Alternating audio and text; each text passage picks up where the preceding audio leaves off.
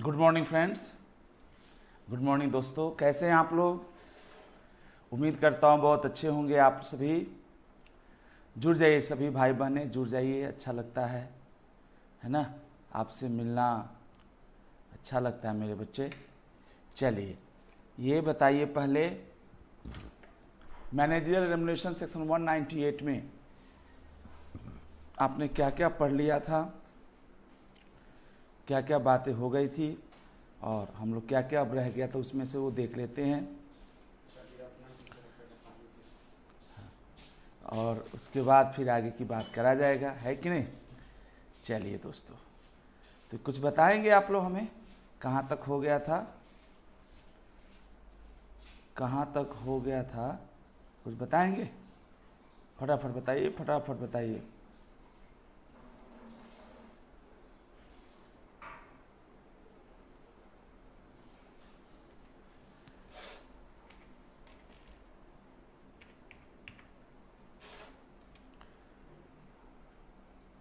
चलिए दोस्तों,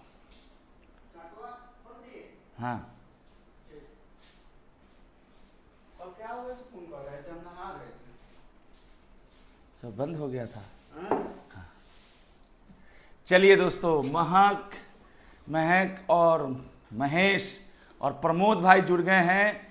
कैसे हो दोस्त लोग आप लोग? उम्मीद करता हूँ बहुत अच्छे हो गए। फटाफट जुड़ो, ये बताओ, वो टॉपिक कंप्लीट नहीं हो पाया था मैनेजरियल रेम्युनरेशन वाला, तो क्या रह गया भाई राहुल जी? उसमें हम लोग ये पढ़ रहे थे कि अगर फॉर्म में लॉस हो या इनएडिक्वेट प्रॉफिट हो तो रेम्युनरेशन कैसे तय होगा। तो कुछ लिखाया भी था या केवल समझाया था? आपका जो भी विचार हो। BLG commerce, good morning sir ji, good morning.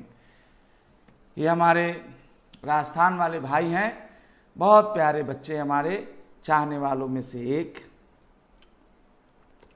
जी साहब, तो हम लोगों ने जो बात किया था, अगर आप में से कुछ भाई बहनों को याद हो, कुछ याद है? सब याद रहता है आपको, आपको क्या नहीं याद है? सब याद है आप सभी भाई बहनों को। चलिए दोस्तों, इसमें मैं जो बात कर रहा था है भाई राहुल जी, एक बार क्या क्या हो गया था वो बता दीजिए। क्या क्या हो गया था वो बता दीजिए। जी बेटे, चलिए यहाँ पे हम लोगों ने कुछ 197 311 पे ये हम लोगों ने पढ़ने की कोशिश किया था।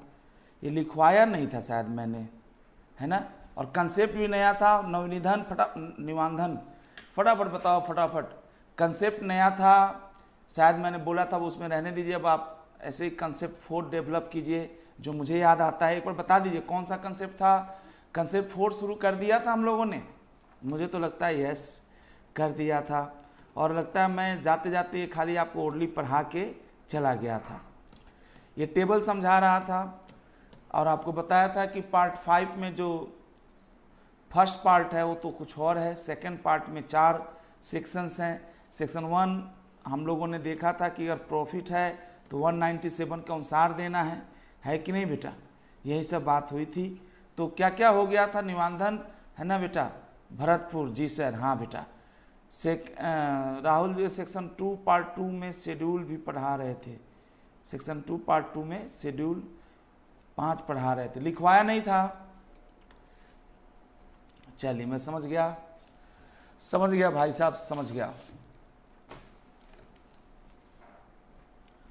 आपकी बातें।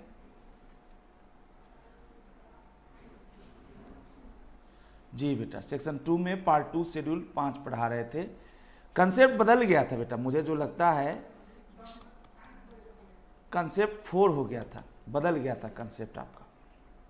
याद करिए, कंसेप्ट बदल गया था, जो मेरे को याद है। Concept has been change. Concept number 4 यहाँ से हम लोग शुरू कर लें तो ज़्यादा अच्छा रहेगा। यही मैं पढ़ा रहा था और मैं एक बार लिख देता हूँ।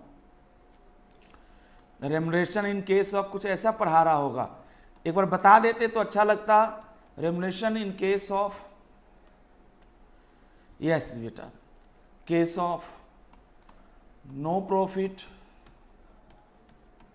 और इनएडिक्वेट प्रॉफिट, यही बात हम लोगों ने शुरू किया था। सेक्शन 197(3) कालरा जी नहीं आई थी तो इनको भी थोड़ा फायदा हो जाए, ये तो बेचा बीच से चल रहा है। अब बस राखी भी आज जुड़ गई, क्या बात है।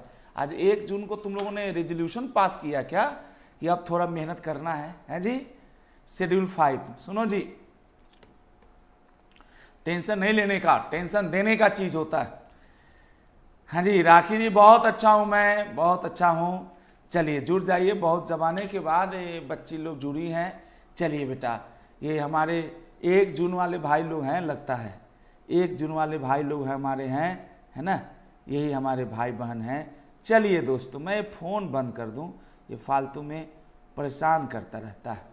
जी साहब, जी बेटा, जो बच्चे आए थे नहीं आए थे, 1 सेकेंड और टाइम दीजिए। शेड्यूल 5 में हम लोगों ने बात किया था इन भाइयों के साथ कि कितने पार्ट हैं, 4 पार्ट हैं, पार्ट 1, पार्ट 2, पार्ट 3, बस 1 सेकेंड सर रिवाइज करा लेने दो यार।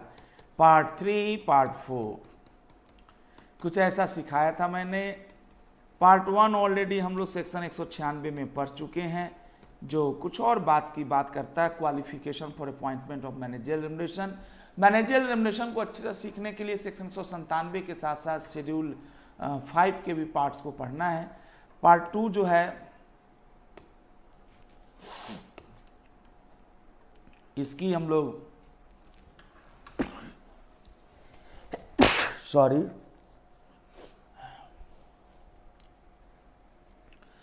पार्ट 2 जो है इसमें 4 सेक्शन हैं।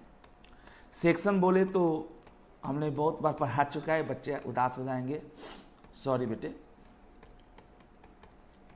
ये सेक्शंस हैं,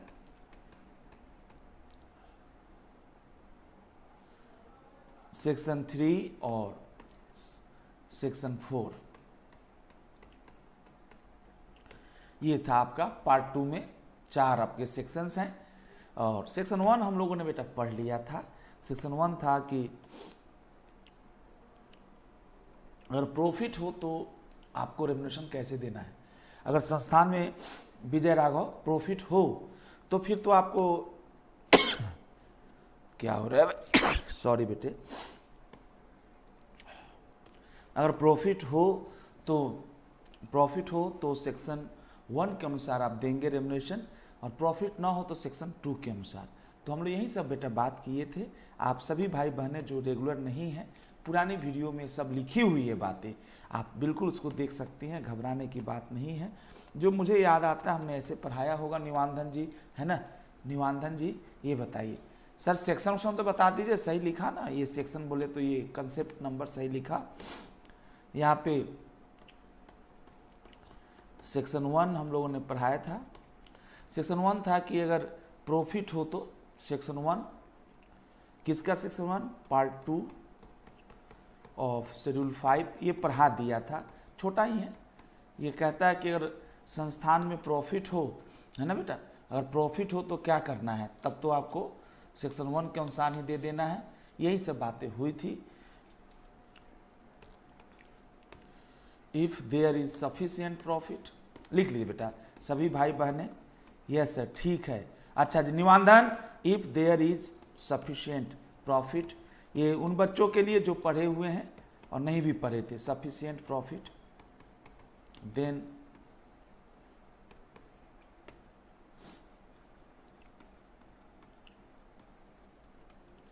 if there is sufficient profit, then remuneration will be paid as per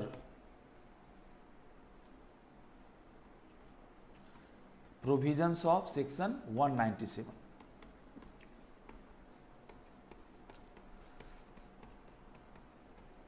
Provision of section as per provision section 197, ये बात था बेटा। अब सुनिए बेटा, सेक्शन 2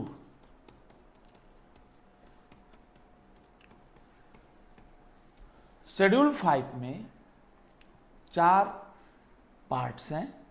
हम पार्ट 1 ऑलरेडी मैनेजरियल पर्सनल की जो MD, WTD और मैनेजर्स होते हैं खास करके उनकी क्वालिफिकेशन डिस्क्वालिफिकेशन के लिए यूज कर चुके हैं।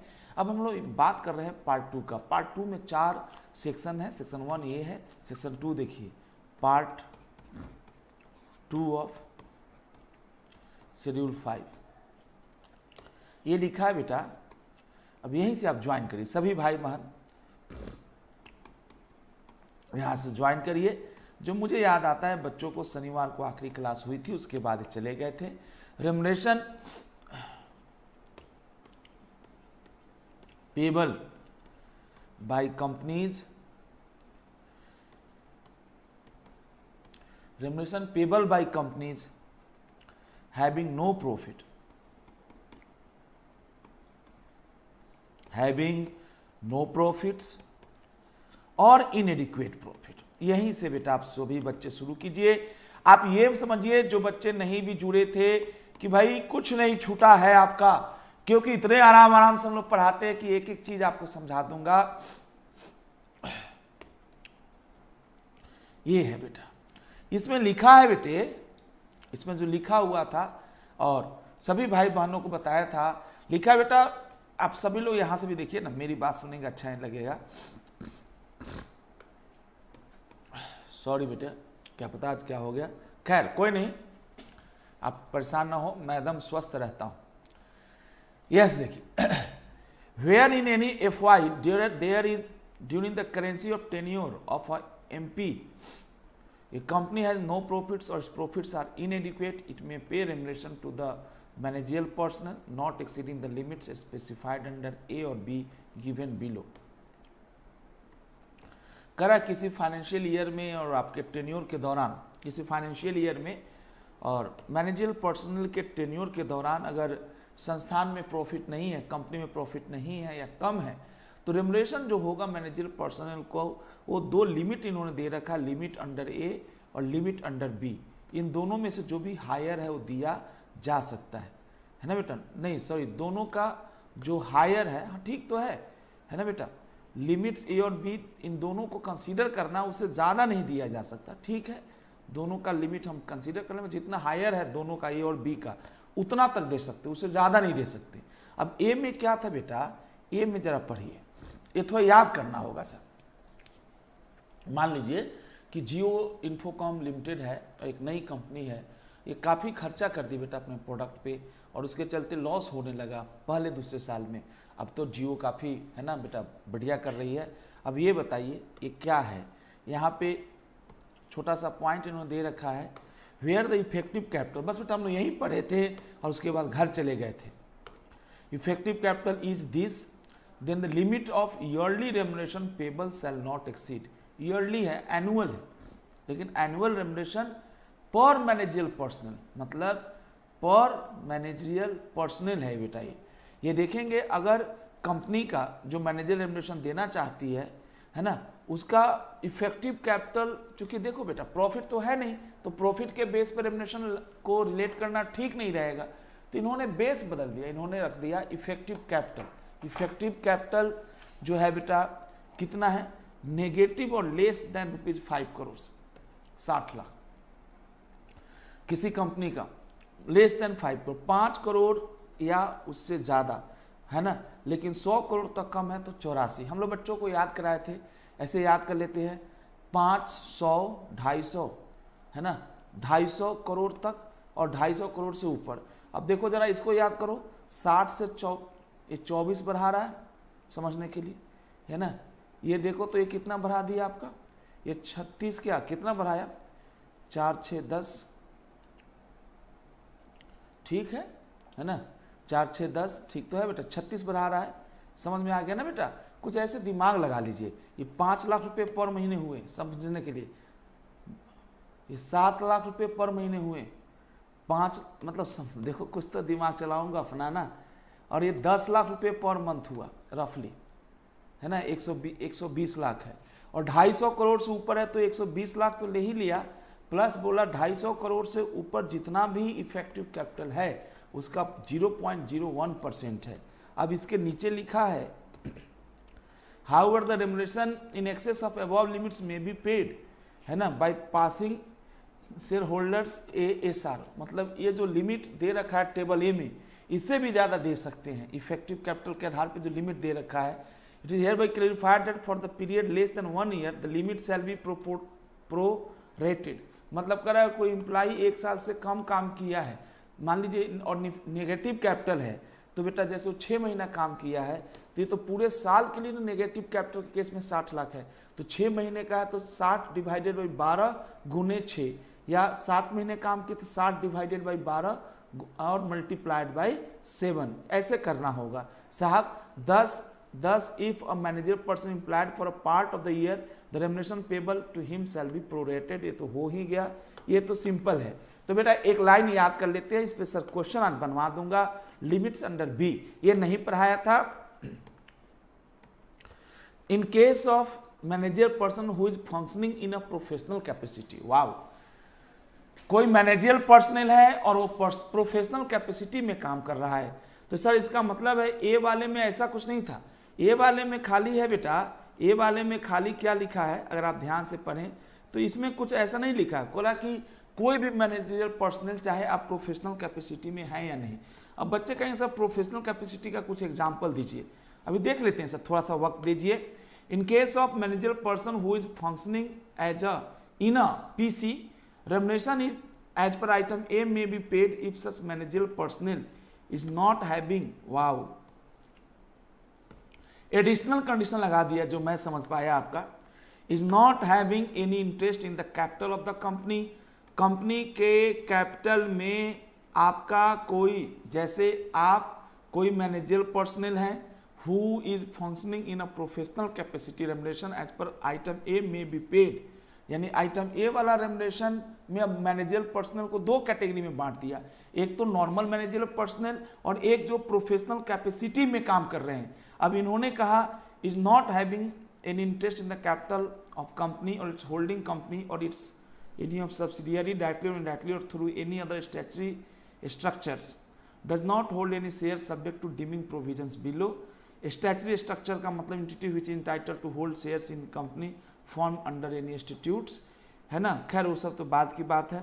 Is not having any direct or indirect interest related to the directors or promoters of the company और its holding company, or possess graduate level qualification with expertise and specialised knowledge in the field in which company operates, वाव, यानी professional capacity का मतलब हुआ, जैसे मान लीजिए sir Larsen and turbo समझने के लिए लिमिटेड, अब ये एक इंजीनियरिंग कंपनी है, एक बात कह रहा हूँ, कोई मैनेजिंग डायरेक्टर इसका बनता है या होल टाइम डायरेक्टर बनता है या मैनेजर, और वो इंजीनियर है, मतलब प्रोफेशनल कैपेसिटी में है ना, वो इंजीनियर है प्रोफेशनल कैपेसिटी में, चूंकि लार्सन एंड टर्बो बेटा इंजीनियरिंग सिविल कंस्ट्रक्शन का काम करती है, जितना भी आपका मेट्रो बनता है, टनल, PWD का जितना भी काम होता है ये सब यही करता है बेटा। अब समझते हैं हम लोग, possesses graduate level qualification with expertise, मतलब ये कह रहा है साहब लिमिट ए, सभी भाई बहनों को याद हुआ लिमिट ए क्या है कि इफेक्टिव कैपिटल अगर नेगेटिव से 5 करोड़ तक है, नहीं 5 करोड़ से कम है तो आपको 60 लाख। सर हमको तो याद हो गया, सबको तो याद हो गया जी, राखी जी आपको याद हुआ है ना बेटा, सभी भाई बहन बताइए, आपका समय कीमती होता है, सुबह सुबह आप समय देते हैं। दूसरा बताइए राहुल भाई, दूसरा हमारे पास क्या है विजय, दूसरा हमारे पास है कि ये तो ठीक है पहला हो गया, दूसरा समझिए कि भाई 5 करोड़ या उससे ज्यादा से लेकर 100 ज्यादा बट 100 करोड़ से कम है ना बेटा इफेक्टिव कैपिटल, तो उसमें मैंने तो याद कर लिया 12 25 60 और 12 7 84 है ना, 84,000। उसके बाद है बेटा है ना, उसके बाद है आपका 84 है ना, 1,20,000 5 7 10 लाख रुपया हो गया पर मंथ, समझने के लिए 250 करोड़ तक, 250 से कम है, 250 या उससे ज़्यादा तो 120 प्लस जो भी है दे रखा अपना।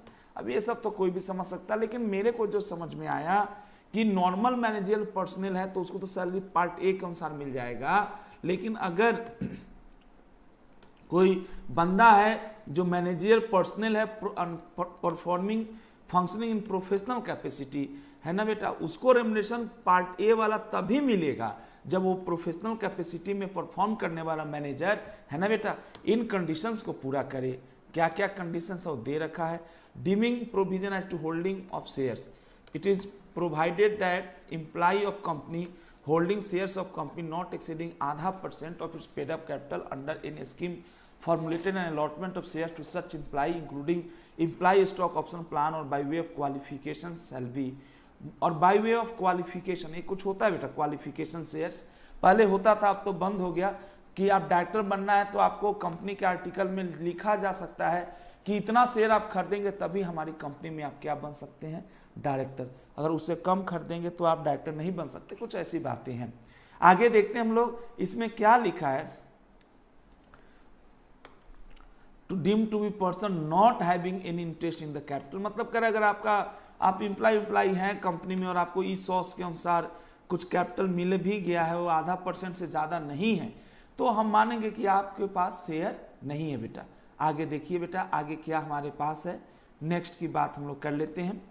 यहाँ पे लिखा अप्लीकेबल कंडीशन फॉर पेमेंट, ये सब this limit specified under item A and be above shall apply if payment of remuneration is approved by a resolution passed by the board and in the case of company covered under section 178(1) NRC वाला था, nomination and remuneration committee also by NRC, the company has not committed in default in payment of dues of bank, अगर bank को इनका default बाकी है तो before obtaining the approval in general meeting, जो SR के थ्रू लेना चाहते हैं, नहीं एसआर से तो पास करके आप कुछ भी दे सकते हैं ना।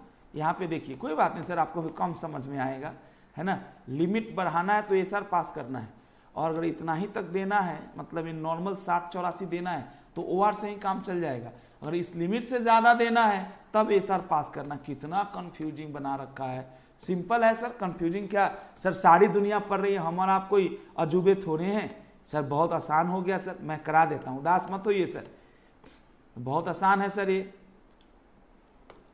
चलिए सभी भाई बहनों को अगर कुछ भी समझ में आया तो पार्ट ए में जो रकम लिखी हुई है वो भी मेरे को जो समझ में आया वो भी आपको ऐसे नहीं मिलेगा। पार्ट ए वाला जो रकम है शेड्यूल 2 के सेक्शन 2 के जो टेबल ए में दिया था, है ना, टेबल ए और टेबल बी तो खैर नहीं है, बट टेबल ए में जो दिया है, आप एक बार बताइए तो सभी भाई बहन सुन के बताइए एक बार, कितने लोग समझे, थोड़ा दिमाग की बत्ती जलाइए। क्या कह रहा है, ये कह रहा है लिमिट अंडर ए जो है उसे एक्सेस देना है तो एसआर चाहिए, अगर इतना ही देना है मेरा बच्चा तो ओआर से काम चल जाएगा, ओआर से काम चल जाएगा, ओआर। अच्छा पार्ट बी में क्या है, टेबल लिमिट्स अंडर जो बी है वो तो उन मैनेजरियल पर्सनल को कहता है कि मिलेगा रेमुनरेशन इसके अनुसार जो प्रोफेशनल कैपेसिटी में काम कर रहे हैं, बशर्ते वो लोग इन कंडीशन को पूरा करे। सर आप तो कुछ बताइए, नहीं बताएंगे आप लोग, चलिए कोई बात नहीं, अभी हम बताते हैं। ये बहुत अच्छा लिखा है, above condition for payment of remuneration, the limit specified under item A and B above shall apply if payment of remuneration is approved by, भाई लोग payment of remuneration is approved by, देख रहे हैं किसके द्वारा, बोर्ड के द्वारा भी अप्रूव होना चाहिए। In case of company covered under section 178(1) also by NRC, ये लिखा है the company has not committed in default in payment of dues to any bank और पीएफआई और नॉन कन्वर्टेबल डिवेंचर्स एक्सेट्रा। अगर आपने, ये तो बहुत बार आया, इवन ये 197 सब सेक्शन 1 में भी था कि 11% से देना चाहते हैं ज़्यादा, तो है ना बेटा, वहाँ पे ओआर था 197(1) में, बाकी था कि 5% से 3% से 1% से ज़्यादा देना चाहते तो एसआर है। और एसआर या ओआर पास करने से पहले अगर आपने नॉन कन्वर्टेबल डिवेंचर होल्डर्स का दिल तोड़ रखा है, आपने सिक्योर क्रेडिटर्स का दिल तोड़ रखा है, आपने पीएफआई से लोन ले रखा है, याद करिए, तो उसमें भी बताया था आपको क्या करना है कि नहीं। तो ये छोटा सा पॉइंट था बेटा, कोई बात नहीं, धीरे धीरे समझते हैं सर, ये तो बहुत टफ बना रखा है ना। यस सर, ठीक है भाई, आगे देखिए, ये लाइन मैं आपको बना लिखवा देता हूं। यहाँ पे लिखा है एन ओआर फॉर और एसआर एज द केस में भी, ओआर कब होगा और एसआर कब होगा ये आपको पता है पहले से, ओआर कब होगा जी बेटा, ओआर और एसआर एज द केस में भी has been pass for payment of remuneration of item A or special resolution has been pass for payment of remuneration for item B. अच्छा जी, मतलब आइटम ए के अनुसार है तो ओ आर एस आर दोनों है, आइटम बी में है तो खाली एस आर है। At the general meeting of the company for a period not exceeding 3 years has been pass for payment remuneration at the general meeting company for a period. अच्छा, एक बार O R S R pass कर देंगे, जो भी आपको पास करना है, तो वो जो ओ आर एस आर है वो 3 साल के लिए वैलिड हो गया, ये कुछ बता रहा है। ये statement along with notice calling the, वही एक्सप्लानेटरी स्टेटमेंट की बात कर रहा है। आपको बताना होगा कि भाई आपकी कंपनी में लॉस हुआ है, फिर भी आप रेम्युनरेशन 60 लाख देना चाहते हैं, 84 लाख देना चाहते हैं, ये सब दे रखा है। सर इतना ही है सर, इतने ही में काम खत्म हो गया, बताइए। तो ये तो बताया ही नहीं पाया कि जो पार्ट 2 है उसके बाद वाले पार्ट का क्या हुआ है, तो बिल्कुल गायब कर दिया बेटा। खैर, पार्ट 2 के बाद वाले पार्ट का क्या हुआ ये तो इन्होंने नहीं बताया, लेकिन कोई बात नहीं बेटा, हम बताते हैं, हम लिखवाते हैं बेटे आपके लिए, है ना। ये अपने हिसाब से अच्छा ही करते हैं, मैं मना नहीं करूँगा इनको। ये बेटे आजकल हैंग करने की इसको बीमारी हो गई है। आ जाओ भाई,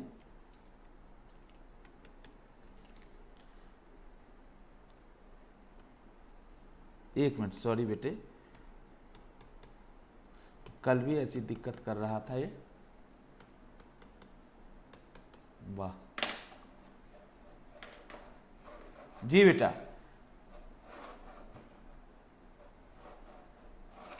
एक सेकंड साहब,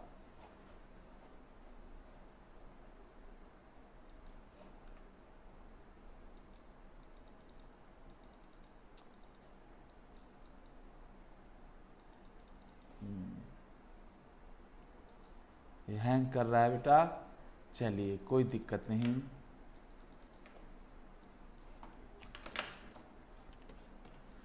ये तो चल रहा है। एक सेकंड बेटा, मैं बुला लेता हूं, जो टेक्निकल स्टाफ है यहीं पे बैठे रहते हैं। आइए सर, आपका जो लॉस वाली बात है उसको कर लेते हैं। बहुत सारे क्वेश्चन सर आज कराऊंगा आपको, है ना। बड़ा लेकिन दुखद बात है कि एक बार आप भी अपनी बुक खोल कर देखते रहिए तब तक। जी बेटा, फटाफट देखते रहिए। चलिए साहब, मैं लिखवा देता हूं।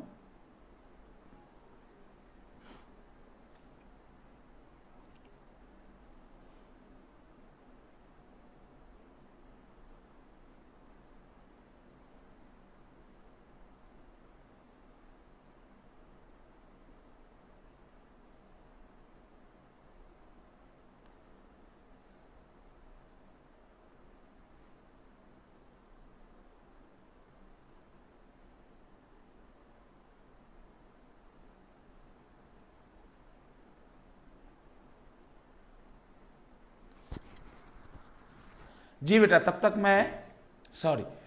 मैं आपके साथ कुछ और बातों पे बहस कर लेता हूं। ये आपने लिख लिया था 1 तक का, है ना। 1 लिख लिया था आपने, लेकिन क्या रह गया था बाकी ये बताइए। चल गया लगता है अब, जो हैंग कर रहा था। नहीं, चल जाओ भाई। अच्छा, राजेश जी यही सामने है, लेकिन ये लोग सुन नहीं रहे हैं। सर लिमिट के अंडर है तो B R plus O R. अच्छा जी, और लिमिट एक्सीड करेगा तो B R plus S R. क्या बात है ना, क्या बात है दोस्तों, ये तो बहुत अच्छी बात है।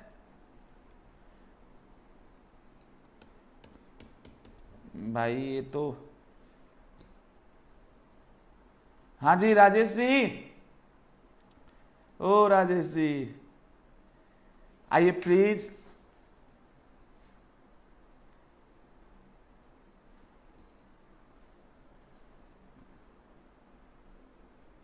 नहीं आएंगे भाई, हमें को जाना होगा।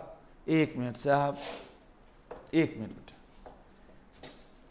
अच्छा, लाइव आ रही है ये, लेकिन ये हैंग कर गया ये बेटा, लिखने वाला जो है ना।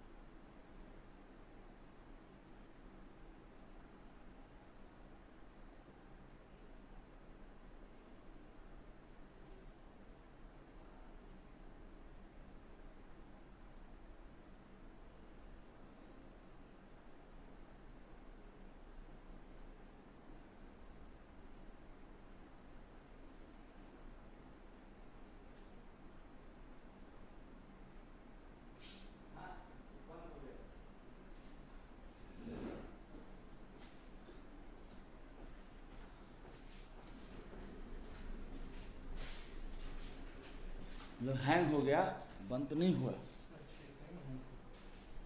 देखो जैसे कल एकदम ऑफलाइन नहीं है, ऑनलाइन है, बच्चे लाइन पे।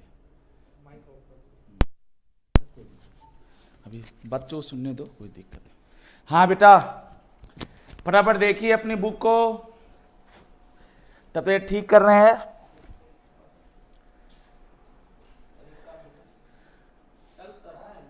लाइव चल तो रहा है, वो नहीं हैंग कर गया, हैंग कर जा रहा है कभी कभी।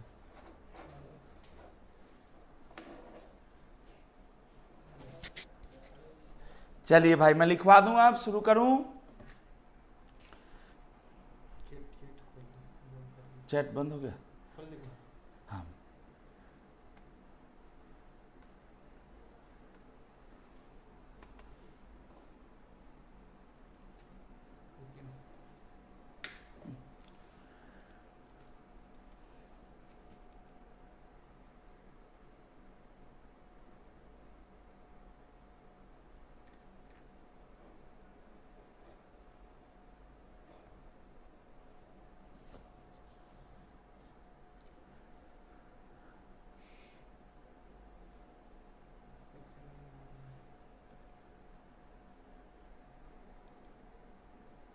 आ गया। चलिए थैंक यू। जी बेटा, निवांधन अब आओ। भरत बहुत अच्छा है, सभी बच्चे लोग हमारे बहुत मेहनती हैं। चलो बेटा, सॉरी ये आपका एक से दिक्कत हो गया। आपने शर्मा जी ने बहुत अच्छा जवाब लिखा है और हम लोग शुरू कर लेते हैं, है ना। बहुत अच्छे जवाब आपके आते रहते हैं। अब शुरू कर लेते हैं हम लोग।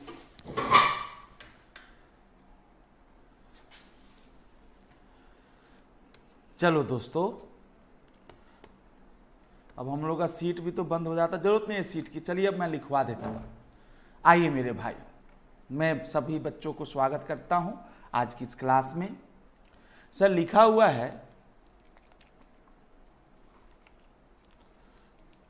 यहाँ पे, ऐसे लिखिएगा आप सभी बच्चे। लिखा है बेटा, where in any financial year, where in any financial year. यहाँ सभी भाई बहन ज्वाइन करिए फटाफट।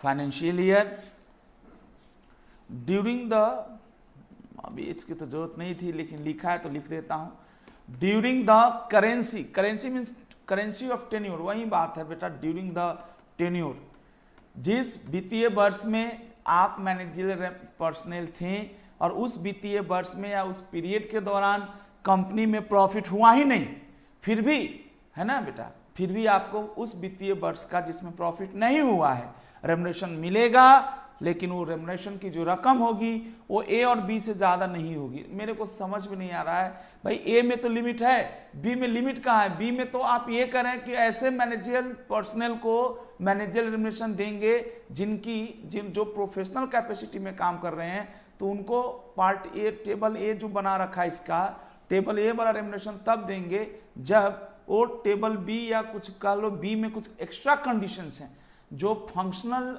या यूं कह लीजिए जो प्रोफेशनल कैपेसिटी वाले मैनेजरियल पर्सनल हैं। आपको इसलिए मैनेजरियल पर्सनल मैनेजर WTD या मैनेजर MD बनाया गया है क्योंकि आपके भीतर कुछ क्वालिफिकेशन भी है, तो क्वालिफिकेशन होगी तो मिलेगी, नहीं तो फिर नॉर्मल मैनेजरियल पर्सनल की तरह ही ट्रीट किया जाएगा आपको।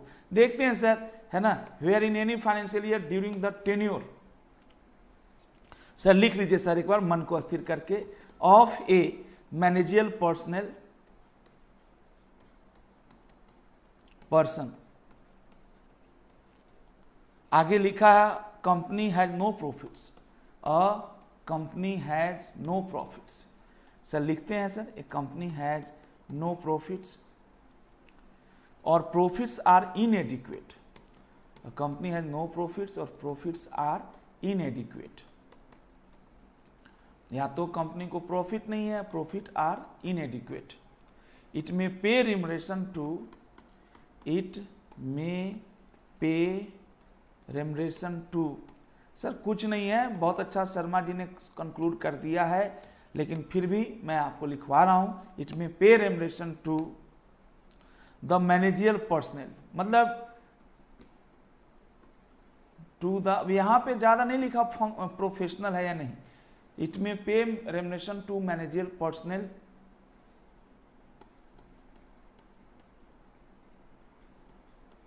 ठीक है बेटा, it may pay remuneration to managerial personal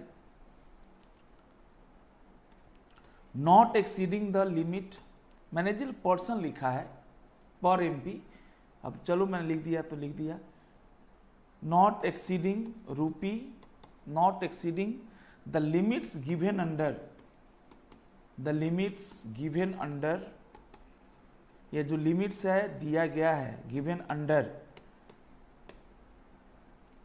ए और नहीं बेटा एंड है, ए एंड बी गिवन बिलो। वाह बहुत अच्छा भाई साहब, मतलब बच्चों को मार देना है इनको, सीधा बोल देते जी ये शेड्यूल में पार्ट क्यों बनाते हो और पार्ट में सेक्शन क्यों बनाते हो और सेक्शन के भीतर फिर टेबल या है ना बेटा लिमिट्स बना दिए ए और बी का, बहुत अच्छा जी।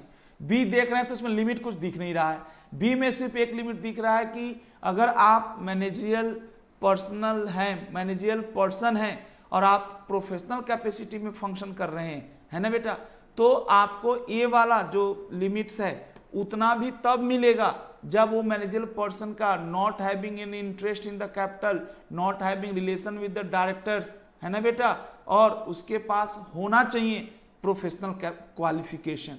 ये कुछ समझाने की कोशिश किया है। नीचे फिर दे दिया कि अगर आप को %.5% तक है भी तो चलेगा, मान लेंगे कि आपका कोई इंटरेस्ट नहीं है और आपको लिमिट से मिलेगा। उसके बाद जो दे रखा है, जो मैं समझा आप सभी भाई बहनों के लिए कि ए और बी दोनों के लिए कॉमन लिमिट्स है, ए और बी दोनों के लिए जो कॉमन लिमिट्स है वो समझाया इसने, ए और बी दोनों के लिए जो कॉमन लिमिट्स है वो समझाया। ए और बी दोनों के लिए कॉमन लिमिट क्या है, ए और बी दोनों के लिए कॉमन लिमिट है जो बच्चे ने बताया कि बोर्ड रेजोल्यूशन पास करना होगा या एनआरसी है तो उससे अप्रूव कराना होगा, ओआर पास करना होगा, समझ में आ जाएगा दोस्तों, ऐसा मत सोचिए, घबराएंगे तो नहीं आएगा, है ना भाई। स्पेशल रेजोल्यूशन तभी ना पास करना होगा जब ए में जो लिमिट है उसे हम ज्यादा देना चाहते हैं, क्यों बेटा राखी, अगर उसके भीतर है तो काहे को देना एक्स्ट्रा लिमिट बेटा। बहुत अच्छा बेटा, ध्यान दीजिए निमांधन भाई, एक बात समझिए बेटा। अब लिखिए ए, लिखिए सर, लिखिए सर, कोई बात नहीं sir. A number,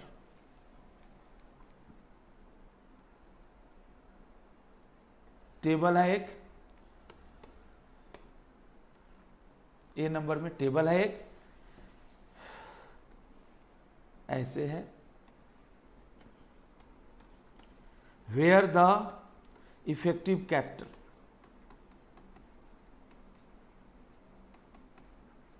capital is, और दूसरा लिखिए यहां पे limit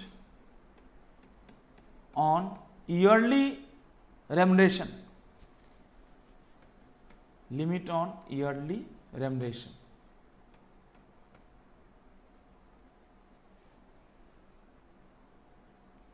payable shall not exceed, shall not exceed, ये दे रखा है। चलिए कोई बात नहीं सर, मन को थोड़ा सा विचलित ना करें, बहुत सिंपल हो गया, मैं तो समझ के बड़ी खुश हूं भाई, इसमें कुछ है ही नहीं। उसके बाद इफेक्टिव कैपिटल दे रखा है, फिर सेक्शन 3 भी दे रखा है, सेक्शन 3 भी दे रखा है और सेक्शन 4 भी दिया है, और हम तो 4 ही बोले थे, इसमें 5 भी दिया है, 5 सेक्शन है सर।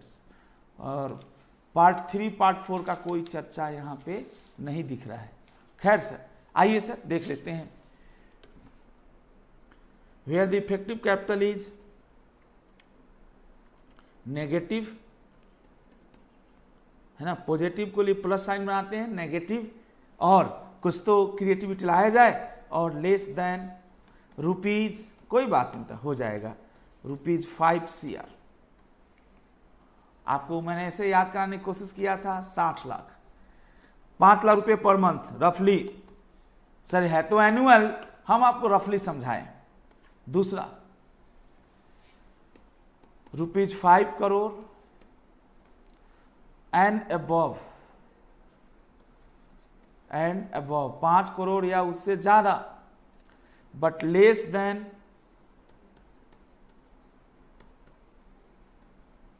₹100 करोड़।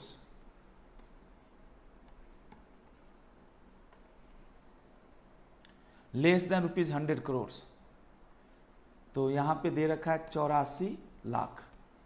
चलो कोई बात नहीं बेटा, यहां पे लाख लिख लीजिए भाई साहब, नहीं तो फिर हंसने लगिएगा आप, है ना। 60 रुपया सर, नहीं, तीसरा लिखो जी, तीसरा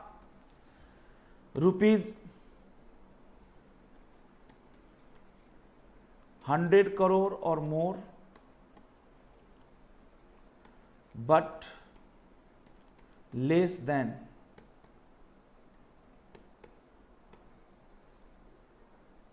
₹250 crore.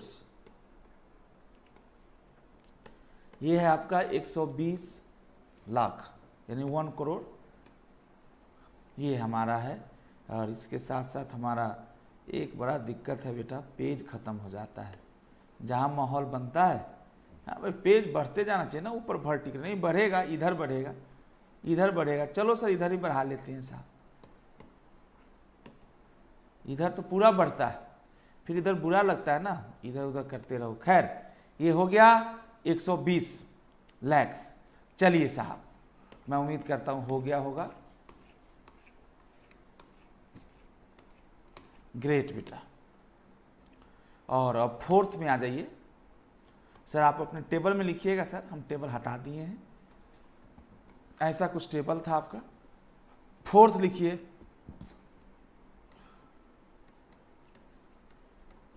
₹250 crore and above. Effective capital क्या है अभी बताता हूं। 120 lakh plus 0.01% of the effective capital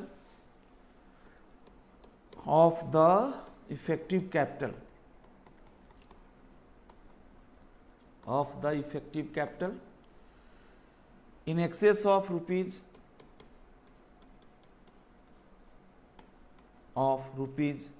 250 crore. चलो साहब, चलो कोई बात नहीं बेटा, इतना तो सीखा समझा हम लोगों ने। सर लिखिए, बहुत परेशान कर दिया मैंने आपको। नोट लिखिए, note for A, part A जो इसका दिया है, इसमें लिखा है अगर इससे ज़्यादा जो लिमिट है उससे ज़्यादा देना चाहते हैं तो इसके लिए एसआर पास करना होगा। और अगर कोई मैनेजरल पर्सन 1 साल से कम काम किया है तो उसका जो रेम्युनरेशन होगा प्रोरेटा बेसिस पे होगा। Note for A,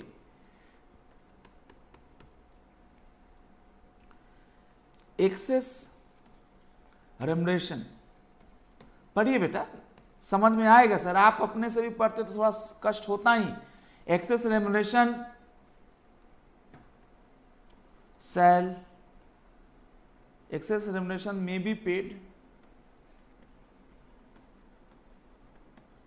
be paid by passing SR।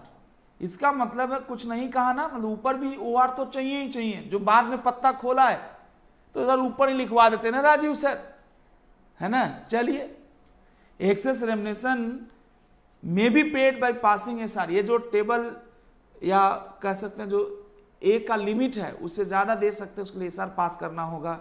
Note for ए। और दूसरा है if A managerial person has work for, if a managerial person has worked for less than 1 year, complete tenure नहीं है, the limit shall be, चाहे original हो या बढ़ी हुई, the limit shall be। अच्छा, पहले क्या था, पहले क्या था 2 गुना करेंगे 4 गुना करेंगे तो ये है। अब ऐसा कुछ नहीं है, एसआर पास करके कुछ भी एक्सेस दे सकते हैं। पहले जो था बेटा निवांधन, आप थोड़ी अप्रिशिएट करिए मुझे, है ना। पहले क्या था सर, पहले क्या था कि जैसे लिमिट है ना बेटा 120, मतलब उससे पहले वाला था 120 लाख, या शुरुआत था 60 लाख, 84 लाख, 120 लाख।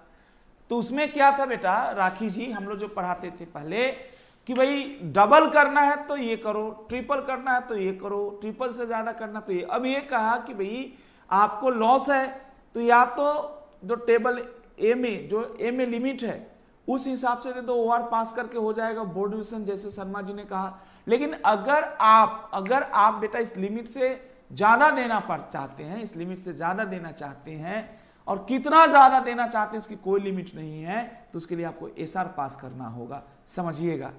अब लिखिए बी। अब कहेंगे सर बी कहां से आगे, बताया था सर अगर कंपनी को लॉस है या कंपनी में एडिक्वेट प्रॉफिट नहीं है तो मैनेजर पर्सन को जो रेम्युनरेशन मिलेगा, वो limits of A and B से ज्यादा नहीं हो सकता।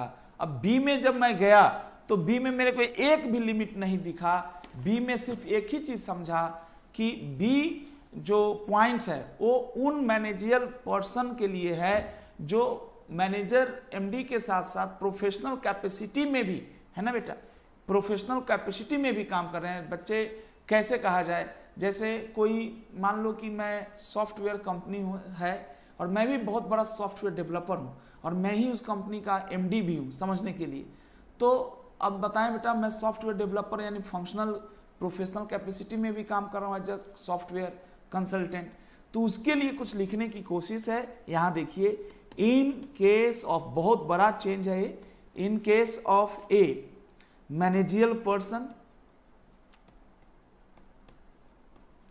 इन case of a managerial person, ठीक है जी, in case of a managerial person who is functioning in a, who is functioning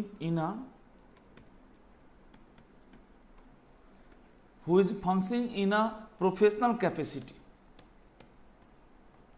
जो प्रोफेशनल कैपेसिटी में फंक्शन कर रहा है, in a professional capacity, remuneration as per, मतलब बी जो है ना ए का ही रेम्युनरेशन का लिमिट को मेंशन करती है, लेकिन ये कहती है कि ये भी जो रेम्युनरेशन देना है, जो बी में जो बंदे कवर्ड है managerial person who is functioning in professional capacity, उसके बाद लिखा है remuneration as per item A, as per item A may be paid. वाह, ये कॉमन नहीं है सर, ये जो नीचे कंडीशन है वो सिर्फ तब है, बी में जो कंडीशन है ना 3, ये तब है जब कोई मैनेजरियल पर्सनल के साथ साथ पीसी में भी काम कर रहा है,